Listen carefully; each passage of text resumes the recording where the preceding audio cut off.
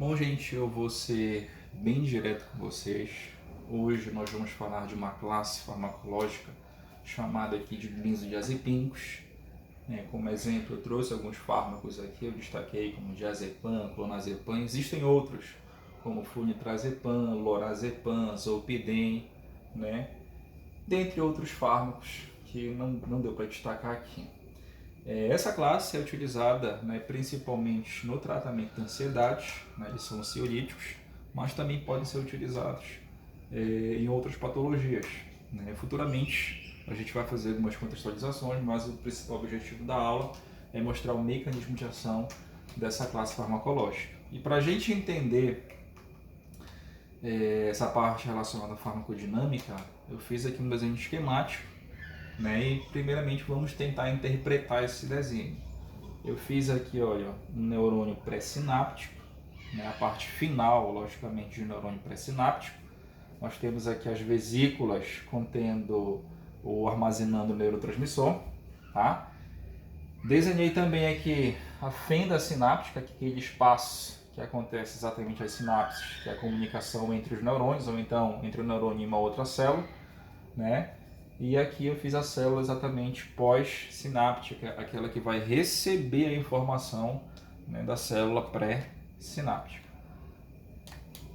Uma das primeiras coisas que eu gosto de destacar é que o neurônio ele pode tanto liberar um neurotransmissor quanto inibir a liberação desse neurotransmissor. Nesse sentido, a gente vai encontrar estímulos excitatórios, que vai favorecer a liberação de um neurotransmissor, e o neurônio também vai ter estímulos inibitórios, que vai desfavorecer, ou seja, inibir a liberação do neurotransmissor. Então, eu vou começar destacando a liberação aqui, relacionado aos estímulos excitatórios.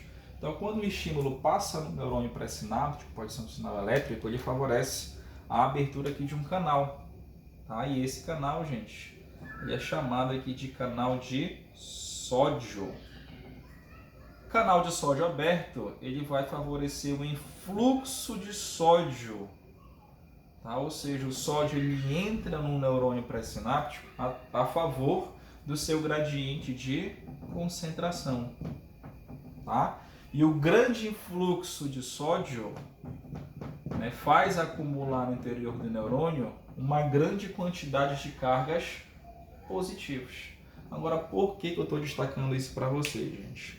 O neurônio, quando ele está no seu estado de repouso, ou seja, quando ele não quer liberar nenhum tipo de neurotransmissor, ele possui uma carga, que eu destaquei aqui, olha, que é de menos 70 milivolts. Tá? Então, grave essa informação, gente. Quando o neurônio está no seu estado de repouso, ou seja, com uma carga de menos 70, ele não consegue liberar o seu neurotransmissor. Ele só consegue liberar quando o neurônio ele atinge um limiar de mais 30 milivolts, ou seja, ele precisa sair da carga negativa para uma carga positiva. Tá? Então, por esse motivo, quando o neurônio ele é estimulado para liberar o neurotransmissor, uma das primeiras coisas que acontece é exatamente a abertura dos canais de sódio. Aí, mais uma vez, olha só o sódio bem bonitinho. Vai se concentrando aqui no interior do neurônio e a carga ela vai aumentando. Ou seja, sai de menos 70 e atinge o limiar de mais 30 milivolts. Aí, galera, qual a importância desse limiar ser atingido?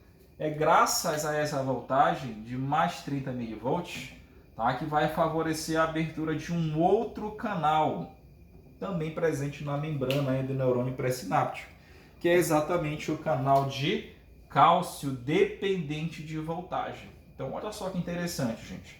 O grande influxo de sódio, ele despolariza a membrana, tá? Favorece aqui um limiar de mais 30 milivolts e essa voltagem favorece a abertura dos canais de cálcio.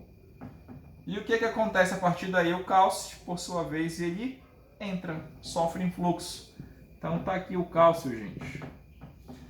A partir daí, é graças a esse cálcio, que nós vamos ter a liberação do neurotransmissor. Como assim, gente? O cálcio, quando ele entra, ele faz exocitose. O que é isso?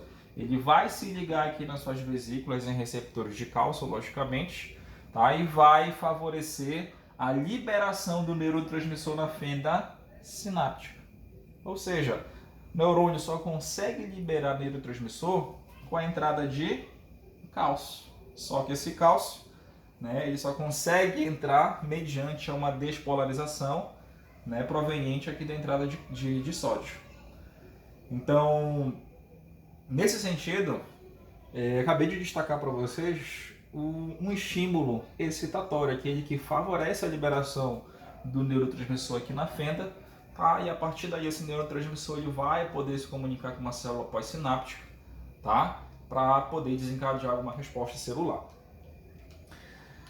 Porém, gente, o neurônio ele não pode ficar a todo momento liberando uma alta quantidade de neurotransmissor. Então, da mesma forma como ele tem estímulos excitatórios, existem estímulos inibitórios. E um desses estímulos que eu vou destacar para poder falar da parte farmacológica é exatamente a presença de um receptor transmembrana chamado de receptor GABA, que eu desenhei também de forma esquemática aqui para vocês. Certo?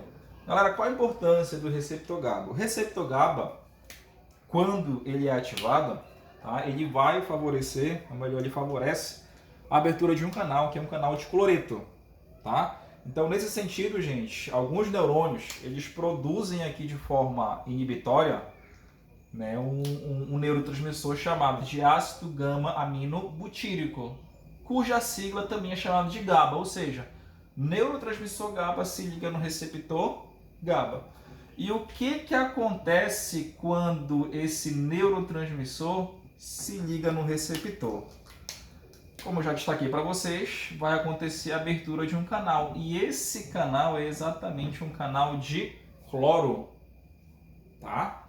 E olha só, cloro, ele entra aqui através desse canal. Tá? E como a gente pode observar, o cloro ele tem carga negativa. Então, o cloro vai se acumulando, vai se acumulando, vai se acumulando. E o que acontece, gente? O neurônio, né, com o acúmulo de cargas negativas, vai perdendo voltagem. Essa voltagem de mais 30 mV, né, ela cai novamente. Tá? Ou seja, o neurônio ele volta para o seu estado de repouso. Ou seja, se ele está no seu estado de repouso, ele consegue liberar o neurotransmissor? Não, ele não consegue liberar.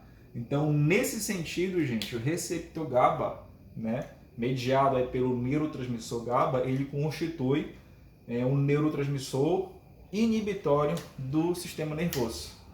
Tá? E qual a importância da gente saber sobre esse receptor? Muitas substâncias, né, eles atuam de forma direta neste receptor. Né? E como eu destaquei para vocês aqui, a classe dos benzodiazepínicos, né, eles se ligam exatamente no receptor GABA.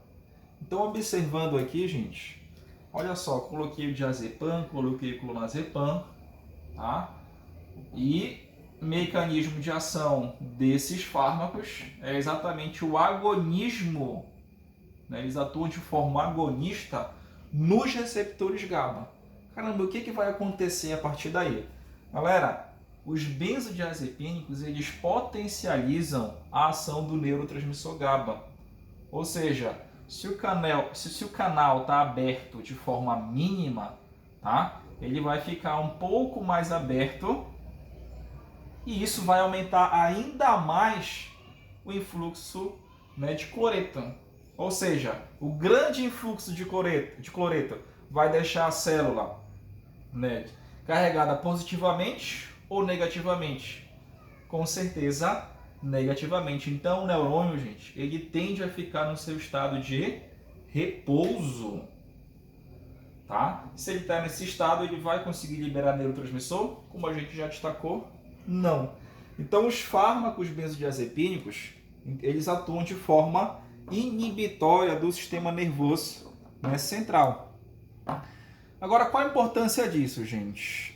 Só de forma bem rápida, a ansiedade, né, ela tem como neurotransmissor principal, que vem causar todas aquelas manifestações clínicas, a noradrenalina. Né? A noradrenalina, ela atua na parte respiratória, ela tende a aumentar a frequência respiratória, ela tende a aumentar a frequência cardíaca, ela aumenta o débito cardíaco, ou seja, todas as manifestações clínicas mediadas, né, pelos transtornos da ansiedade. Então, o benzodiazepina, o que ele vai fazer?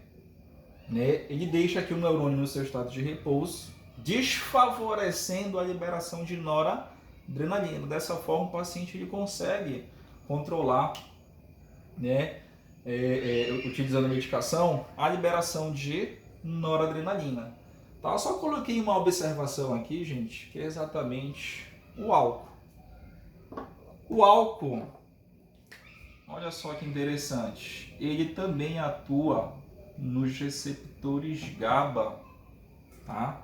Ele também faz um efeito alostérico. O que é isso, gente? Ele também potencializa a ação do neurotransmissor GABA. E qual a consequência disso, gente? A consequência, ela vem principalmente quando o benzodiazepínico ele é associado com o álcool, tá? Ou seja, o álcool ele vai potencializar o efeito aqui no possível diazepam, do clonazepam ou outro fármaco dentro aqui da classe dos benzodiazepínicos, tá? E quais as consequências dessa potencial interação?